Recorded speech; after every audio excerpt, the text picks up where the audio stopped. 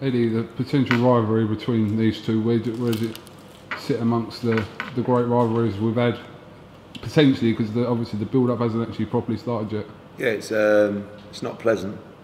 I don't think, you've seen some petty stuff, and I think we've got to be a little bit careful because, we've got to act in the best interest of the sport, but it's not nice. And I think, you'll be all right. It's the kind of shit you live for. Yeah, why not? Let them go.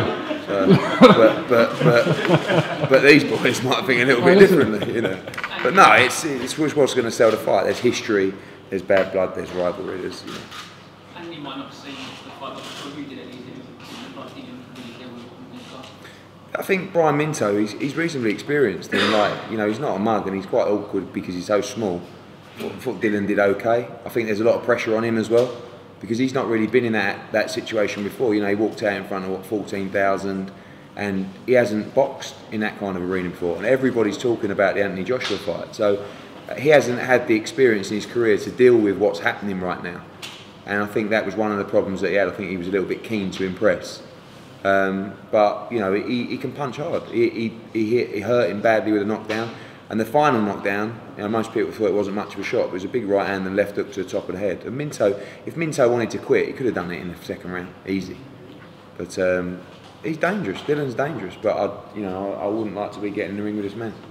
Andy, is there any sense of regret at all that I know you're obviously doing so well in these fights to be blowing people away so quickly, but that you're not actually getting the learning experiences that you could be by going sort of 3, 4, 5 rounds, taking a big shot? Well, I never want to take a big shot. Do you know what I mean? No, but we're all kind of intrigued in that sense, just to see how you kind of react to it, because we still haven't seen that. Well, you might never see it. I might just start taking 4-week, 3-week training camps. Do you know what I mean? My coach, they keep me on lockdown, and I've got good people around me that keep my head in the game, and that's why you can go out there and perform. And experiences like this, fighting in front of so many people, I feel like with me, the more time I have in the gym and the more time I have in boxing, the more relaxed and better I get. So as I said, I think moving forward, that the less I get hit, the better, and the more I be hitting my opponents, the more I can move forward into tougher fights. Because if I get smashed up by these guys now, I don't think we'll be talking about the next step. We'll be worrying, thinking, "Oh, he's not the real deal." So I have to do this to these guys in order to step up to the likes of the world level. Do you have to do anything else to sort of deflate those? You've been building yourself up so much. Yeah, I don't know why I took off my gloves, because I was thinking, what am I doing? Because I normally go back and do pads. But it's all good. It's good to rest the body. You don't want to get injured. But I enjoy training for sure. So I'll catch up with my coach, and then we'll find out what's next and what I've got to do to continue my training and just maintain. Do you want to be out again before December? We have to 3 months for the one fight. With me, I'm easy. It's what my coaches think best. So if they say you're going to fight before December, I'll be ready for sure. And if not, I'll be in the gym ready for December. So whatever's kind of best, I'll be ready for sure. I'll be physically ready. Any scope, Eddie, for that? My gut feeling is probably no, but we'll speak to the coaches will decide. They could box on the Kell Brook card, but it's a big fight, the Dylan White fight, and you don't want to go in and overcook it. I mean, it's only 3 months sounds like a long time, but time he has a couple of weeks off, he'll be wanting a 10-week camp for that fight anyway.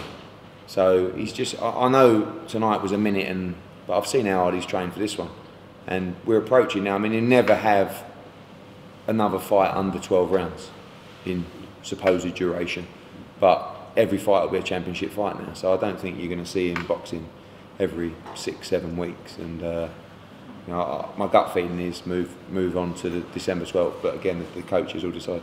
Apart from that fight, though, have you got anything else penciled in for the 12th? A big card to close it. Plenty. You'll probably get it at me in a week. Dave Ryan and that, they do number 3, I think. Four. They're good. They have a good spread too.